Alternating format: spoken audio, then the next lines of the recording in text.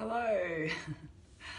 Hello everyone, welcome to Wednesday Night Live. It is 7 o'clock here in New Zealand, and so we are doing it at New Zealand time because that's where I am. I've currently checked into my hotel in Auckland, and I'm looking forward to heading home to Coffs Harbour tomorrow, and I've got about 10 or 12 days at home before Phil and I fly out to the United States. So this evening, I'm really looking forward to talking about leadership. I was recently asked about my thoughts on leadership because there is so many different approaches when it comes to leadership and when we're talking about our horses. And I just wanted to share with you, I guess, some of the things that come to mind when I think about leadership and what I think it means, or what it means to me within our philosophy and teachings. So the first question that I ask myself when it comes to leadership, or when I think about leadership, is what does it mean? And I think it's going to mean different things to everybody. I think that we all need to think about what it looks like in our mind. What does leadership actually look like when I'm relating it between, say, myself and my horse? And it might change depending on the horse that I'm talking about, whether it be one of my own horses or a new horse or a young horse or something like that. So what does it mean? What does it look like to you? And then the second question that we ask ourselves is, how do we get it? So how can we remain consistent, and how can we look for maintaining leadership between us and our horses? So when I think about leadership, one of the first things that comes to mind for me is mutual trust. And when I talk about mutual trust, I mean that I can trust the horse and that the horse can trust me. And that goes into a lot of different areas, I guess, in regards to who we are, how we conduct ourselves, our behavior. And that applies to the horse, who the horse is, how they conduct themselves and their behavior from day to day. So my confidence in the horse has to be developed over time.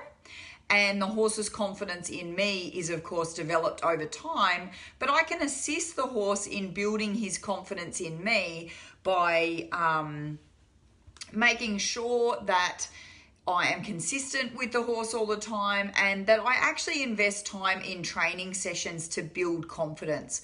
So quite often we might get caught up in developing particular skills on our horse. Maybe we're looking to, ride a dressage test in the next 3 months or something like that. And we might get caught up in the physical training skills that we're looking for. So, can the horse walk a straight line, do a square halt, canter a 20-meter circle, walk a 10-meter circle, etc., etc. So we get caught up sometimes in the physical skills that we're looking for the horse to be able to do.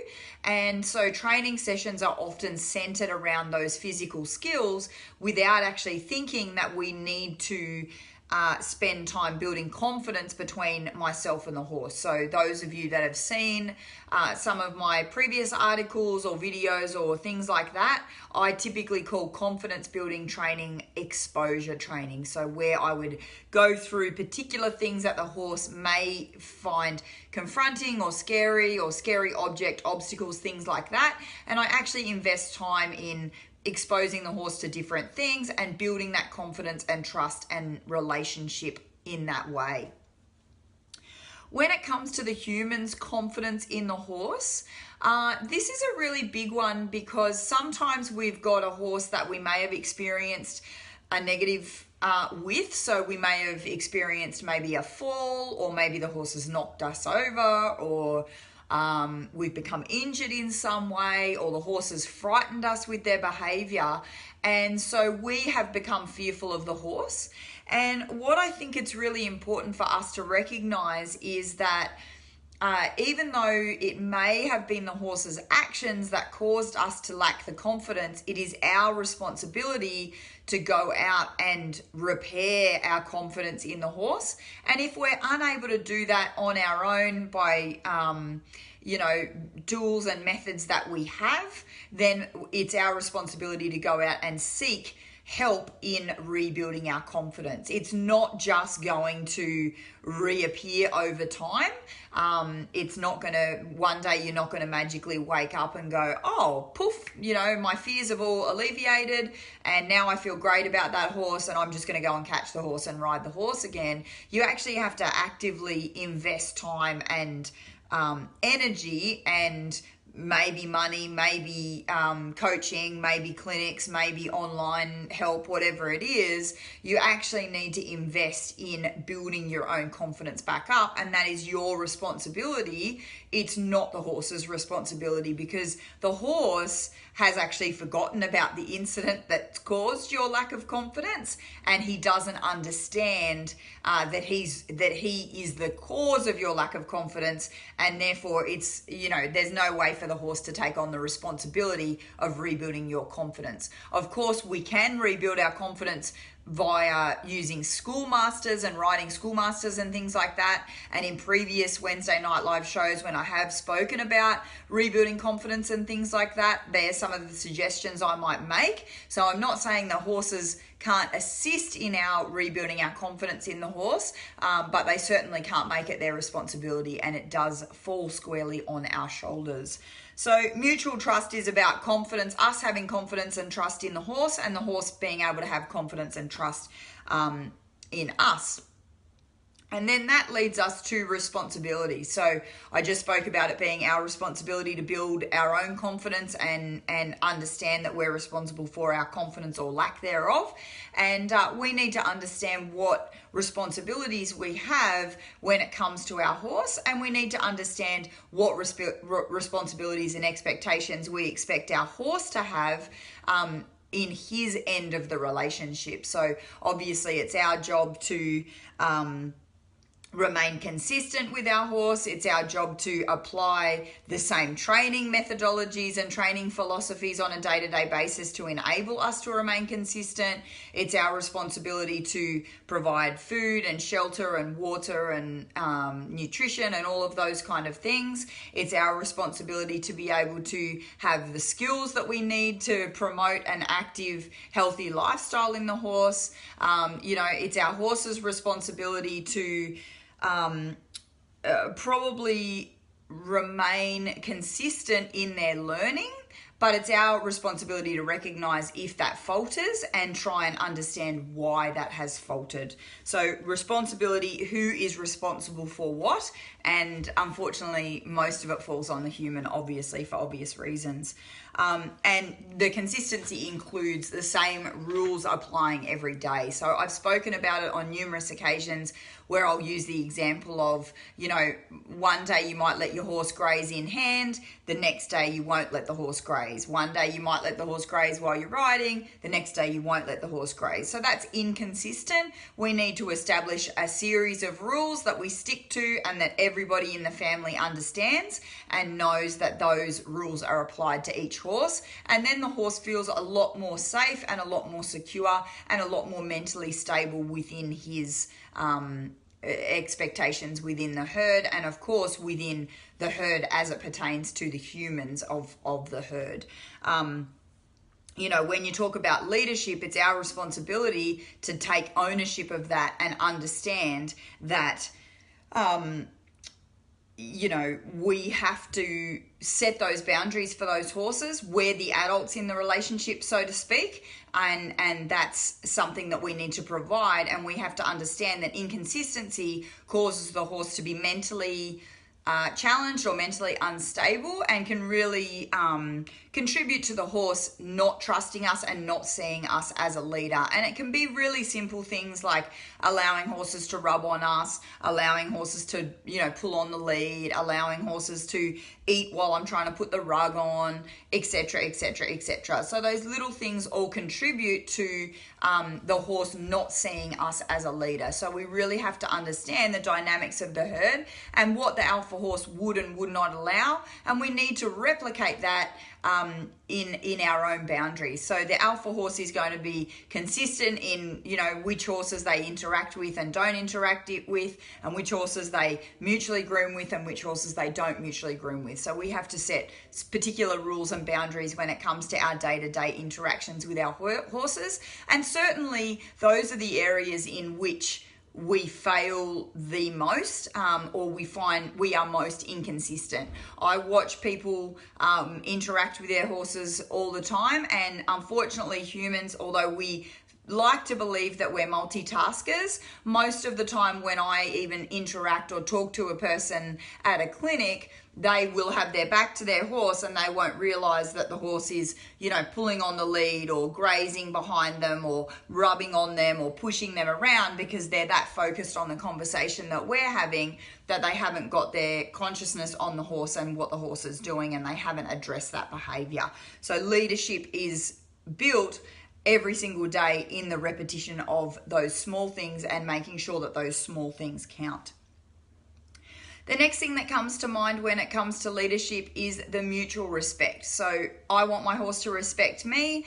I need to respect my horse. So for my horse, it's about respecting my space physically. So my horse has to understand that they can't, you know, take my real estate, so to speak. They can't move my feet. They can't push past me. They can't go through a gate in front of me. They can't bump into me. They can't tread on my toes. They need to respect my space physically, and they need to respect my body language and my energy when we're interacting with each other.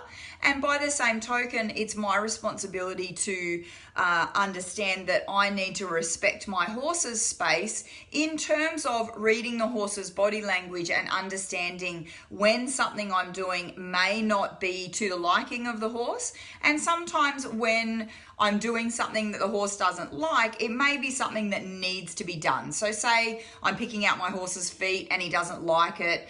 You know, his feet might be a little sore, or maybe I'm brushing him and he doesn't like it because his skin's a little sensitive. Well, in those occasions where I'm actually trying to, you know, brush the dirt off him or get him clean or pick out his feet or something like that, I need to be able to look at the horse and say, okay, he doesn't like this, but I need to do it because this is a process that we need to do, you know, get mud off him so I don't have saddle sores or whatever. But if I'm grooming him in trying to bond with him, I need to be able to read the horse's body language and say, well, he doesn't actually like this, so this isn't going to be bonding with the horse because the horse isn't enjoying what it is that I'm trying to do. So I need to have that respect for the horse and educate myself to read his body language and really understand what he does and doesn't like, and maybe try and understand why he doesn't like things. I meet a lot of horses that are reactive and things like that, and you know, then it's been determined that they've got ulcers, or then it's been determined that they've got, you know, sore feet or something like that, and we've been imposing our will on them because we choose to ignore, oh, he's being nappy, or oh, he's just being she's being a cow, or he's just being this or that. Horses, most of the time, we have to understand, want to get along. So if they're being, you know, nippy or you know, cranky or showing signs of that, I think we need to try and investigate why they're doing that and why that process is happening for them. And then we need to make a decision whether the process that we're doing is required or not. I think it's really important to understand that leadership is built over time, and you're not going to, a lot of people expect horses to trust them immediately just because we're a human and they're a horse. And I think that we need to really understand that that isn't the case. And horses are very generous, and a lot of horses will trust us on first sight.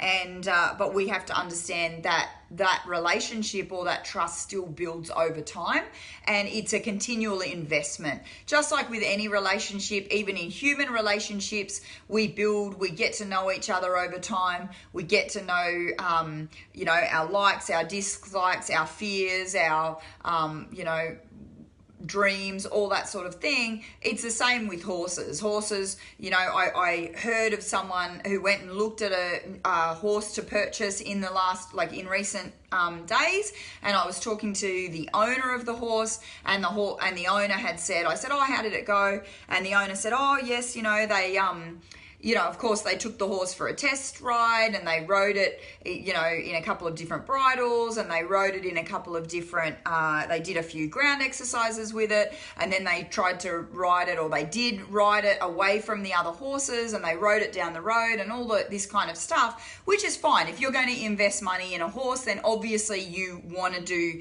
as much investigation as you possibly can to see if that horse is going to be suitable. And I didn't speak to the purchaser. I don't know what level they were using that information that they were getting, the assessment that they were getting back from the horse to determine whether they were going to purchase the horse or not.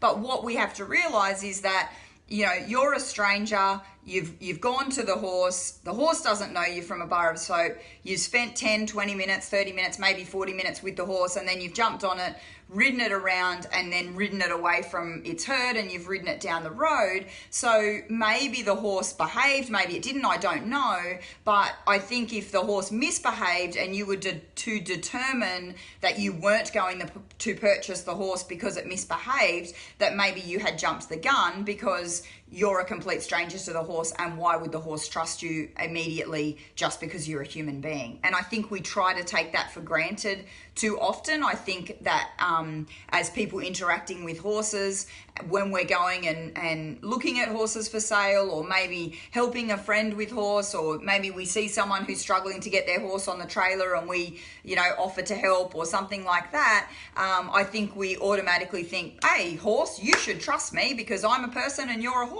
And that's the way, you know, the world says the relationship should be. And I don't, that's simply not true. I believe that trust builds over time, and I certainly see it within my own herd. You know, I've got one horse that I've only owned for a relatively short period of time, 2 years, and I've got one horse that I've bred, and I've known obviously since she was born, and she's 10 years old, and I've got another horse that I've owned for 8 or 9 years, and so they've all got different levels of trust depending on how long they have spent with me, but also how much time we have spent together. So those of you that have, you know, obviously watched the show or come to clinics or read the articles would have heard me mention my horse Cooper. You know, Cooper and I have done a lot of miles together. We've traveled thousands of kilometers together. We've stayed at, you know, strange showgrounds together over years and years and years, and we've taught thousands of hours together around the country. And so that in itself has built our relationship and built trust over time. So Cooper's very confident with me, and I'm very confident with Cooper. And so even the horse that I bred may not have the same level of trust because she simply hasn't spent that colossal amount of hours with me. I mean, she's been on the road with me and certainly done, you know, she's probably done thousands of hours as well, but not to Cooper's level. So we just have to take into consideration that leadership and trust is built over years, and it's built over hours and over experiences. So just because you've owned a horse for 10 years, if you're only riding it, you know, on the weekends,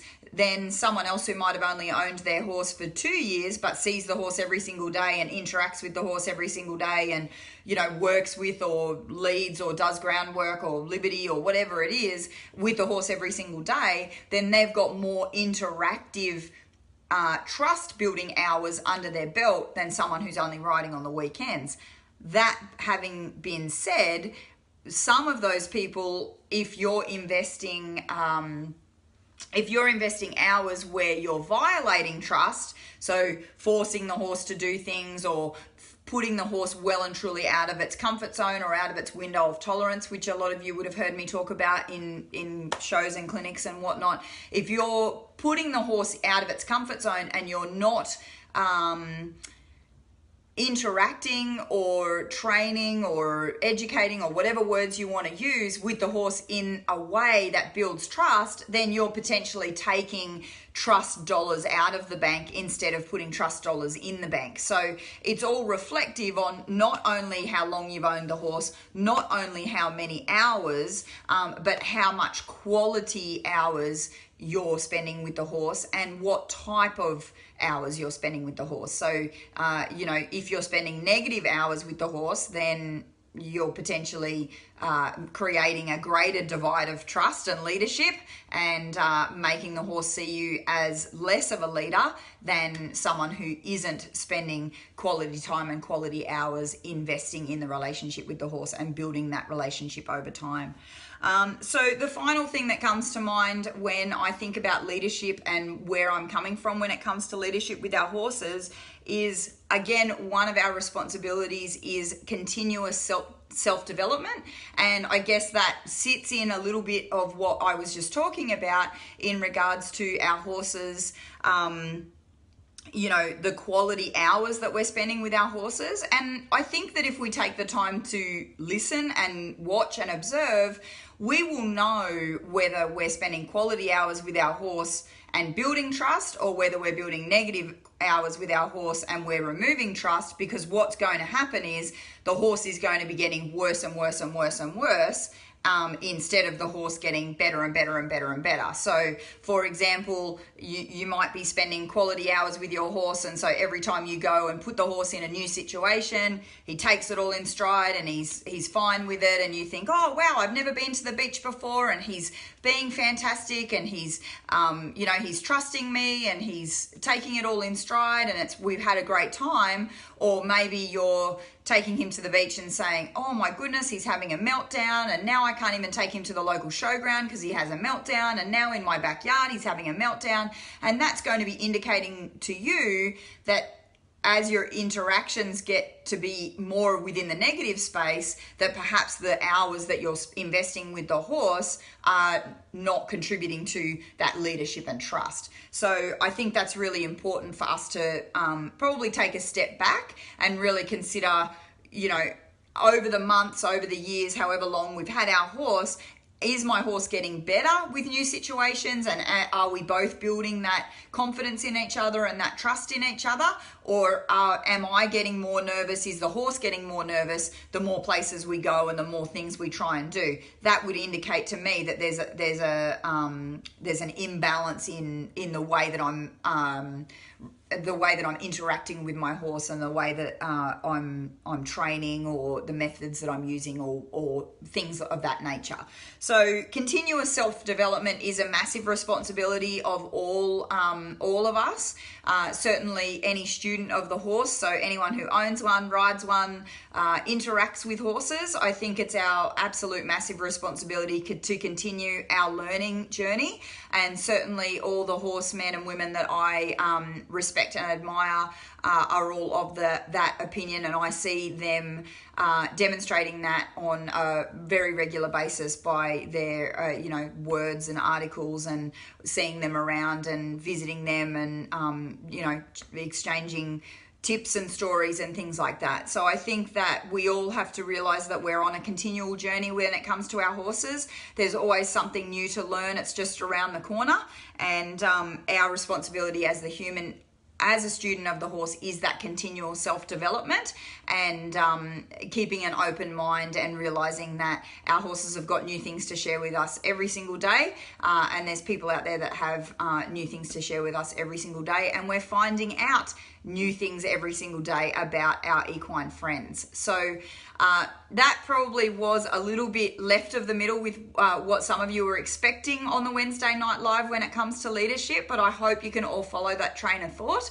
and where I'm coming from. I hope you've all been having a fantastic week with your ponies. I certainly have had a great time here in New Zealand, and I want to thank Ingrid at Dust Alone Ranch for having me once again, and certainly extending a very warm welcome to me by having me in her home at her arena, and letting me use her horses for demos, and thanking the people who have attended the clinics over the last few days. So I'm looking forward to heading home tomorrow to my own ponies, and spending some real quality time with them before I head to the United States for a whole month of both teaching and training with some pretty cool clinicians I've got lined up. So I'm really looking forward to that.